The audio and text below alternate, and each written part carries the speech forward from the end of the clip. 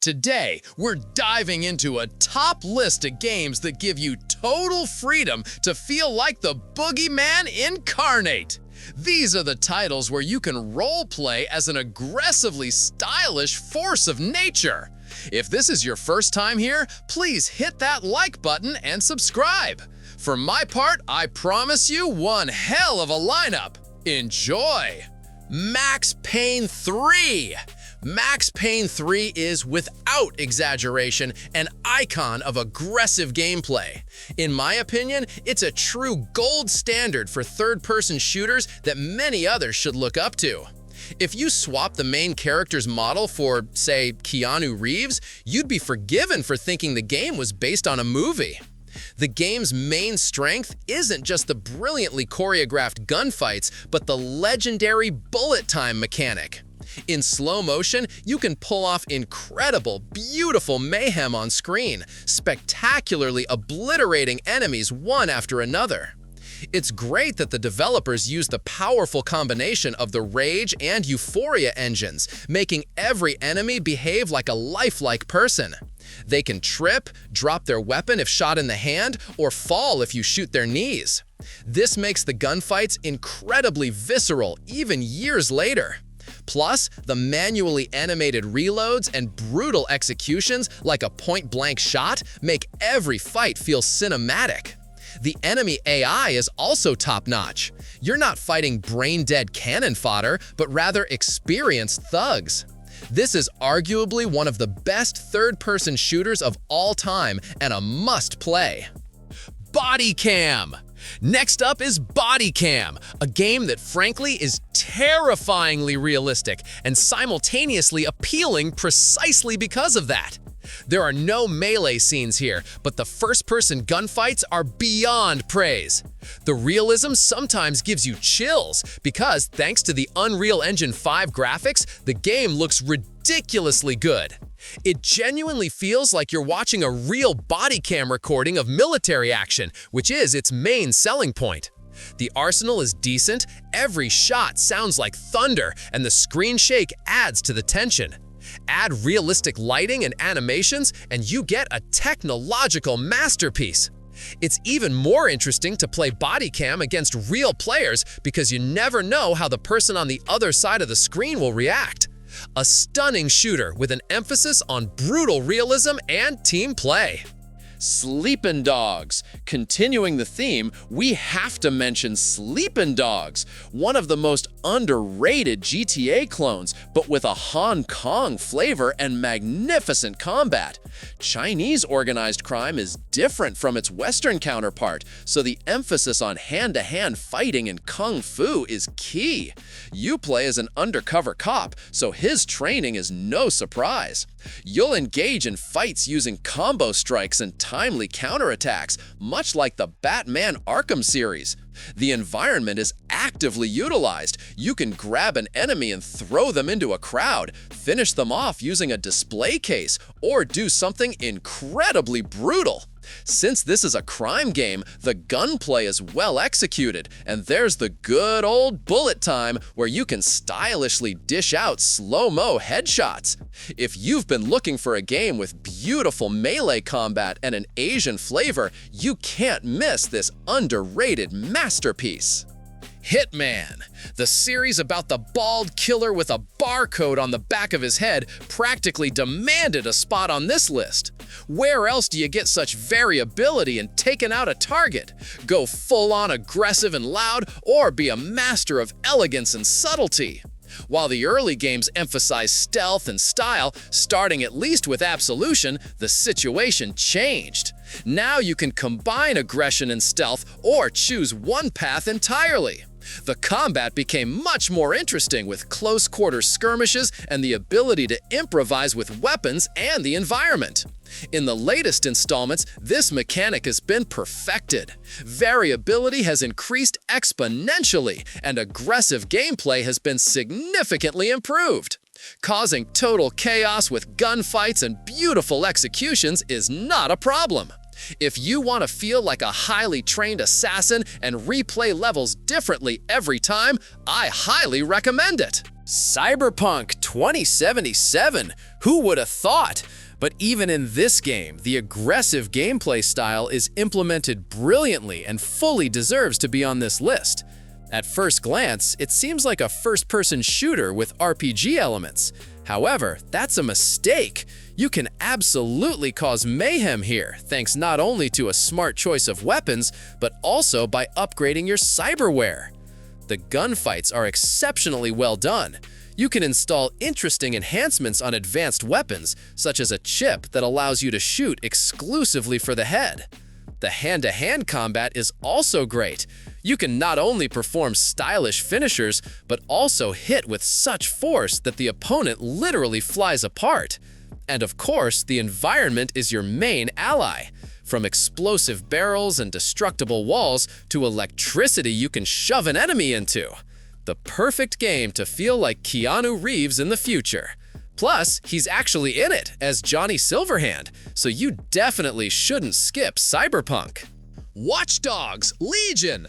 Honestly, while searching for games for this video, I never would have guessed that hacking games like Watch Dogs could offer such aggressive and stylish role-playing. Today, we're talking about the first game and Legion. You play as a hacker who is not only a master of intrusion, but also extremely proficient in hand-to-hand combat and gunfights. In Legion, you can recruit literally any NPC, from grandmothers to construction workers, each with their own style. While you can play stealthily, it's pleasantly surprising how effectively you can combine melee and gunfights, turning the whole experience into a cool action flick. I especially love the weapon-based execution animations, which look straight out of a John Wick movie. And don't forget about hacking drones and other tech. That plays a vital role in combat too. Acts of Blood.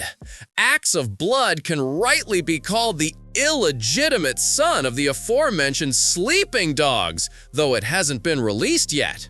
A free demo is available on Steam, which is enough to enjoy the stylishly staged fights in an Asian setting.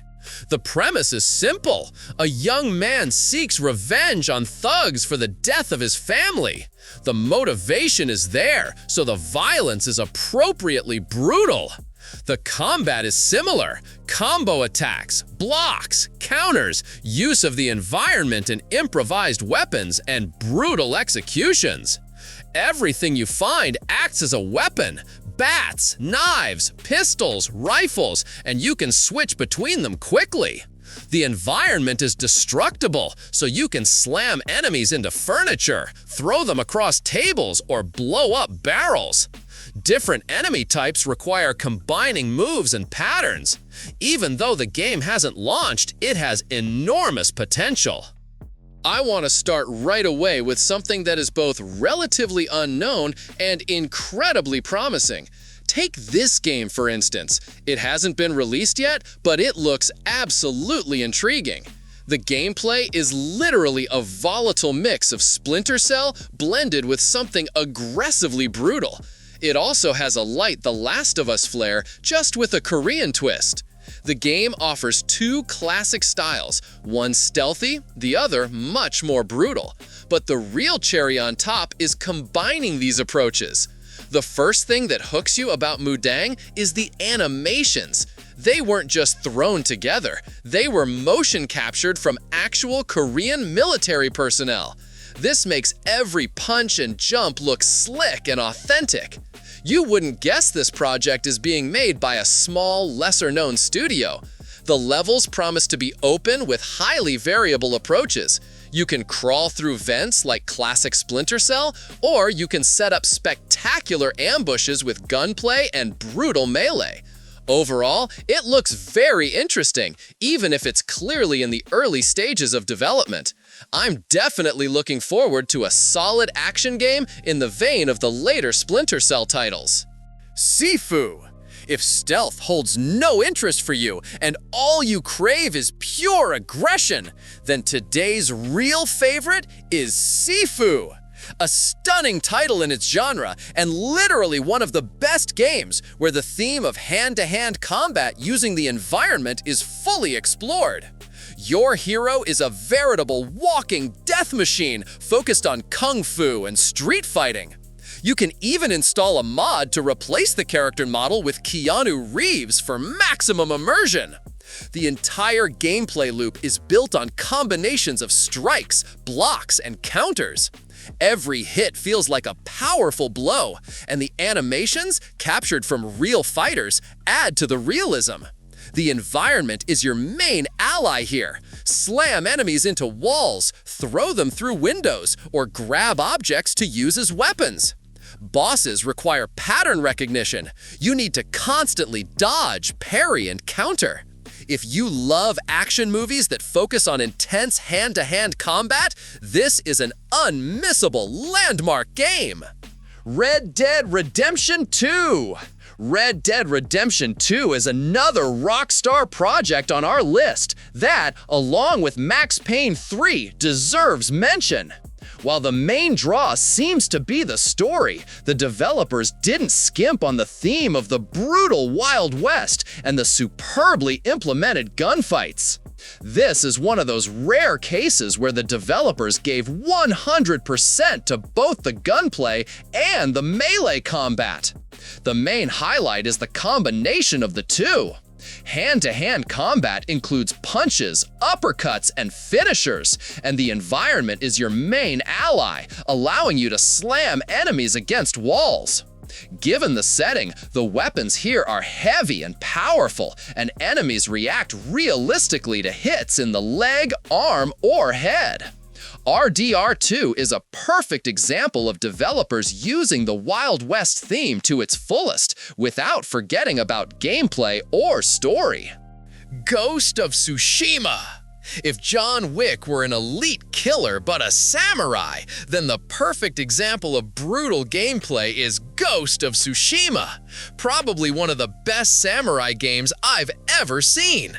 The combat scenes with the Mongols are so brilliantly choreographed that you could film a Japanese action movie based on them right now. The hero has 4 stances that you have to combine depending on the enemy type. If you execute everything cleanly and on time, the combat turns into a true dance of death. Plus, the katana execution animations are amazing. Every strike is straight out of a samurai film, complete with bloody details. You can combine stealth and aggression, but personally, I preferred open combat. After all, it's a game about samurais. Boss fights are a separate joy, especially when you win without taking damage and finish them off beautifully. It's a visual feast for the eyes. The Last of Us Part 1-2. People used to often say of The Last of Us duology, it's just stealth in the bushes. Honestly, I don't get why. Yes, on the highest difficulty, that might be fair, but if you've got the skills and know how to analyze the situation, the gameplay becomes incredibly stylish and aggressive. It's the perfect balance between stealth and brutally choreographed gunfights, complemented by gruesome execution animations. This is especially true in the second part, where the combat system was expanded. Playing as Ellie, for example, you can dodge attacks and constantly use the knife without worrying about it breaking. Just like in Max Payne 3, enemies react to hits very realistically.